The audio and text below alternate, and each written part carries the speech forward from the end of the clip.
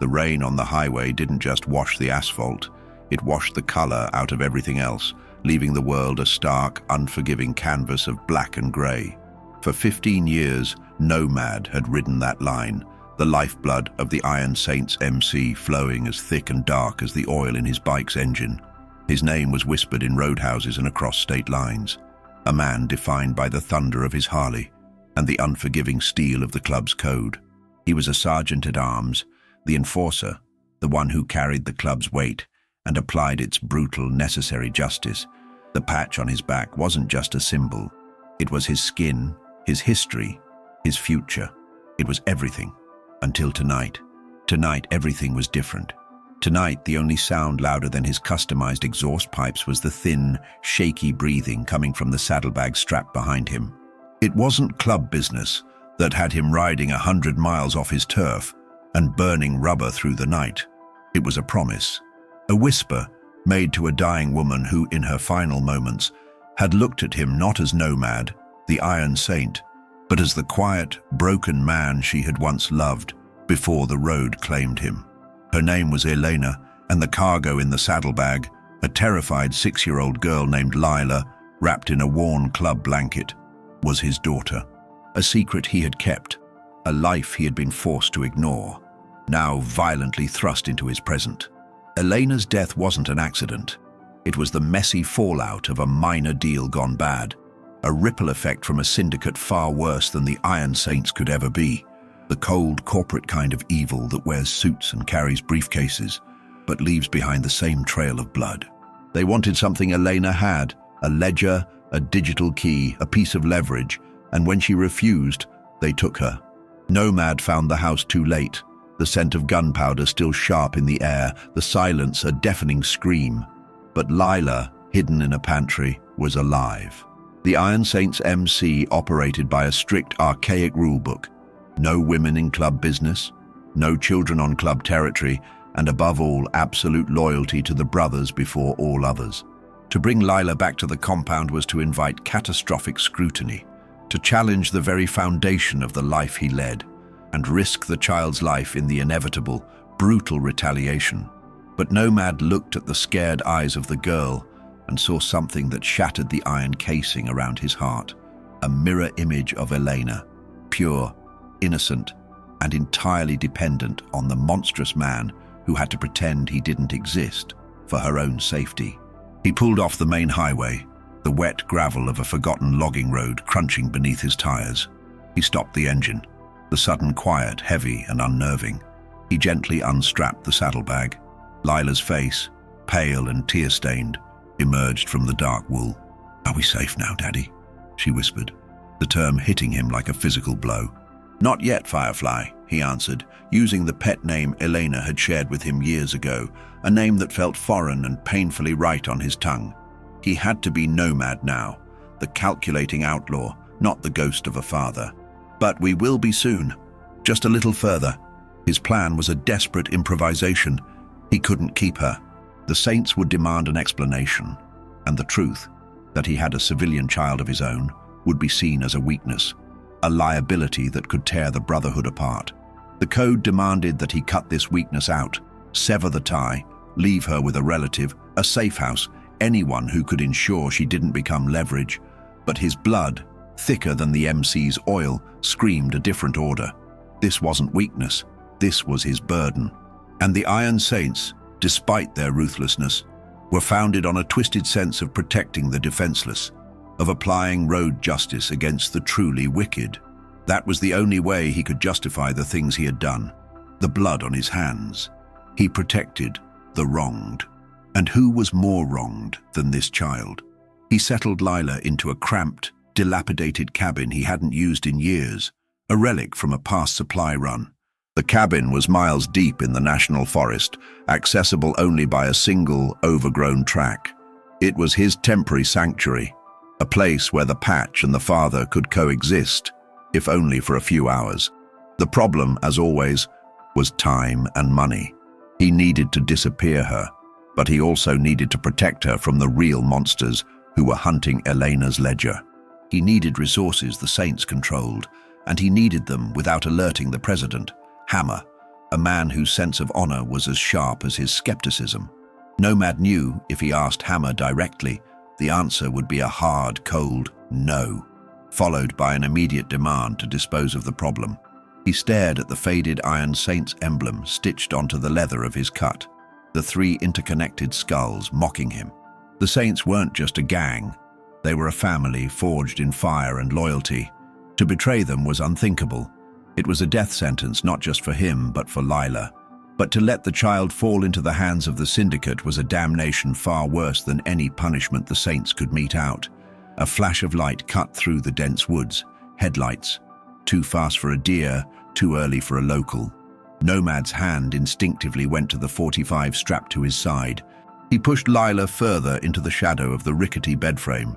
"Stay quiet, Firefly," he ordered, his voice a low, rough growl that was all saint and no father. "Don't make a sound, no matter what you hear." He kicked the cabin door open, stepping out into the mud and the glare. The bike roaring toward him wasn't a civilian's. It was the distinctive, customized sound of a club machine. Too heavy, too loud. It wasn't the police, and it wasn't the syndicate. It was the Saints. But who? And how did they find him so fast? A single, massive figure in black leather pulled up short, the headlamp illuminating his face. Ghost, the club's nomadic scout, known for his unnerving ability to find anyone, anywhere. Ghost killed the engine, the silence returning with an iron fist. He didn't dismount. He simply looked at Nomad, his expression unreadable beneath his bandana. "You missed the meat, brother," Ghost said, his voice flat, devoid of accusation, yet heavy with the unsaid rules Nomad had broken. "Hammer's asking questions. You know what happens when Hammer asks questions." Nomad didn't flinch. He knew the risk. "I had a complication," he stated simply, refusing to offer a lie, but offering no truth. Ghost tilted his head slightly toward the cabin door, the gesture subtle but powerful. "Hammer told me to bring you in, Nomad. Now, he said you either ride back with the patch on your back, or you ride back in a bag. Your choice." Ghost's gaze was steady, searching. He wasn't just following orders. He was evaluating Nomad's loyalty, the core of his being. This was the moment of truth. He could lie, say he was on a crucial secret intelligence run, which would buy him time but expose him later. Or he could stick to the brutal honesty that was the foundation of the Saints' code, the part that earned respect even in conflict. "This complication," Nomad said, pulling out a small blood-stained locket, Elena's locket, and tossing it to Ghost. Ghost caught it, examining the tarnished silver in the faint light. "It's my blood, and they're hunting her. The kind of hunters who don't stop until the target is reduced to ash. If I bring her in, she dies. If I leave her, she dies." Ghost slowly pocketed the locket. Nomad knew the scout understood the unwritten rule. Protecting blood was often placed above the patch, but never if it compromised the entire club. "The road justice you keep talking about, Nomad, it has a high price. You planning on paying it with the club's ledger, or with your own neck?" "I'm planning on paying it with the lives of the men who did this," Nomad growled, the adrenaline hardening his resolve. "I need the club's resources, Ghost, not their blessing. Tell Hammer I'll be back before dawn, with the intelligence he needs. Tell him I'm applying road justice on a family matter, under the protection of the patch.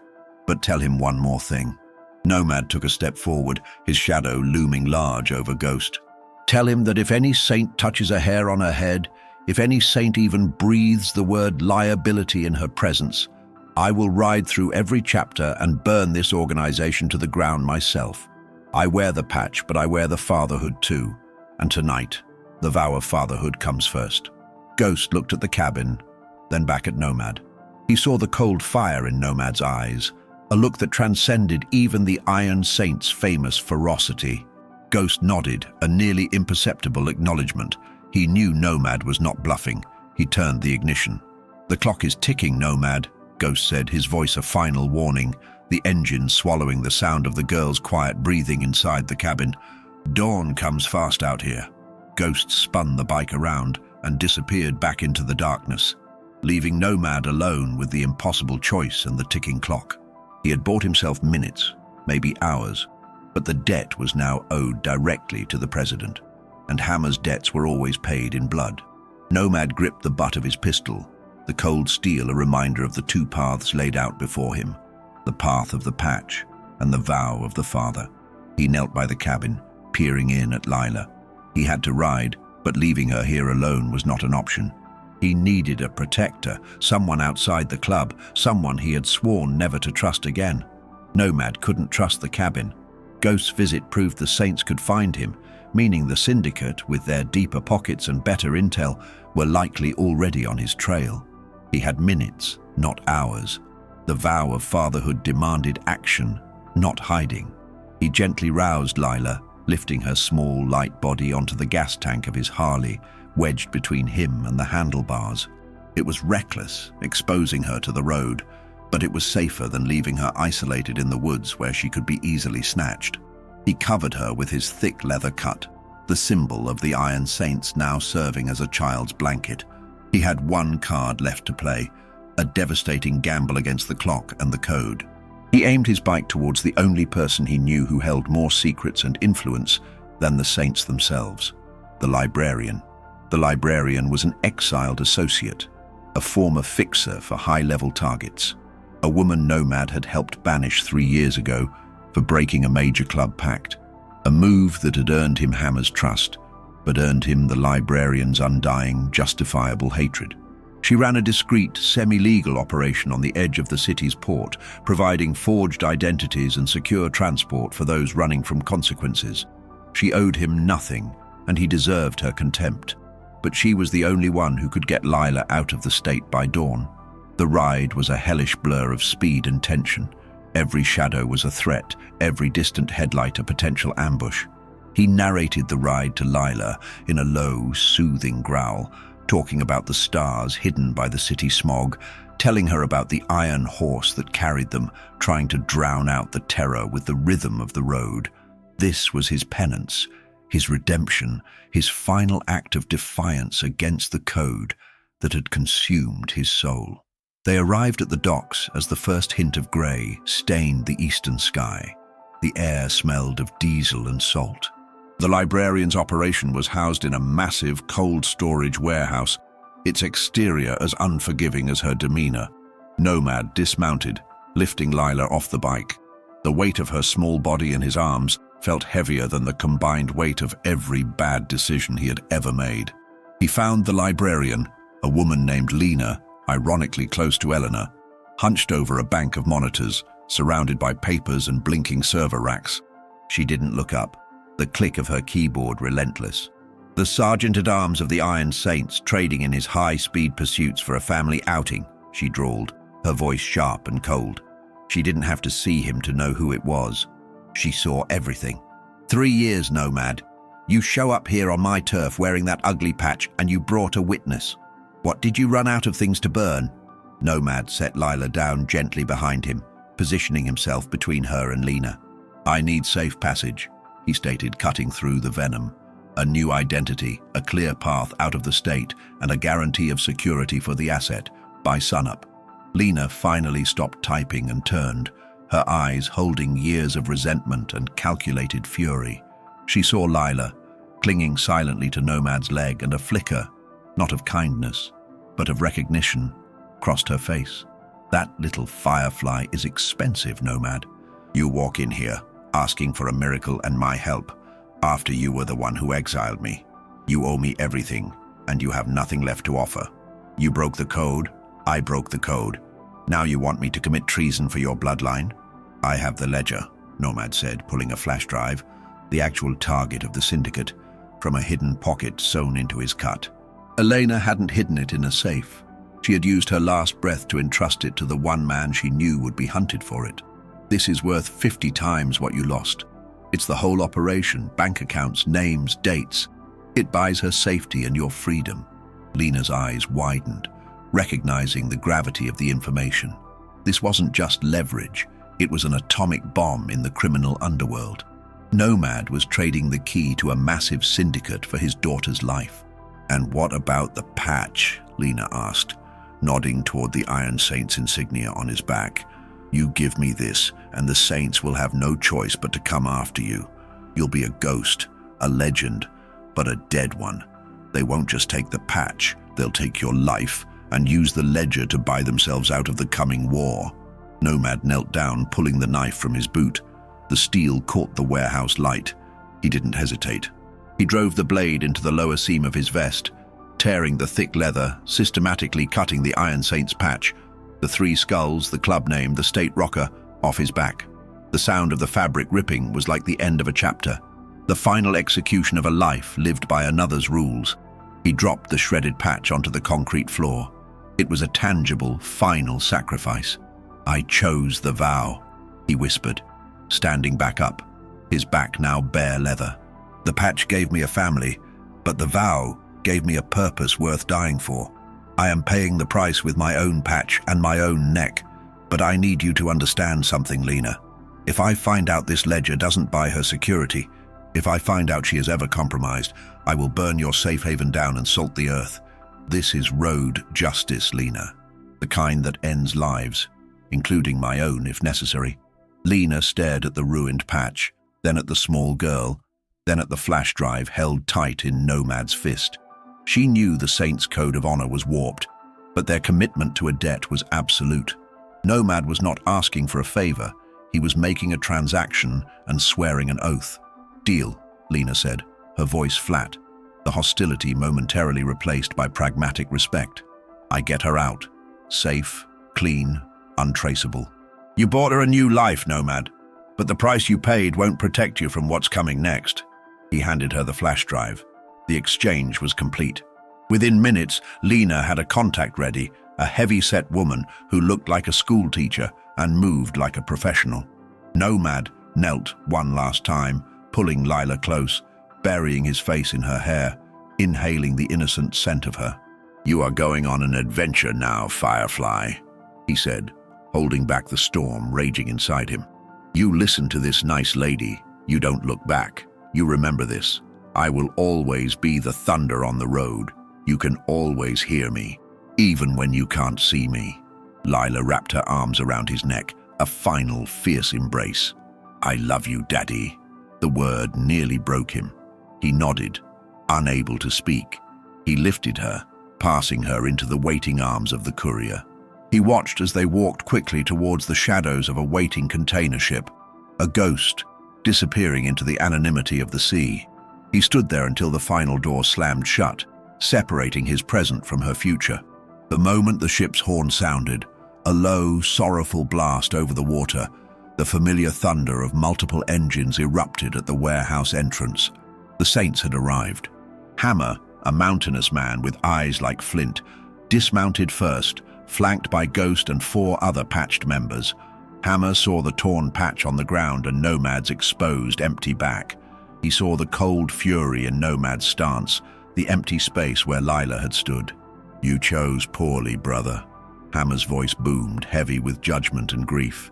"You broke the code for blood that wasn't club. You chose vow over patch. You chose death." Nomad pulled the .45 from his holster, not aiming but holding it low, a statement of defiance. "I chose road justice," he corrected, his voice calm, final.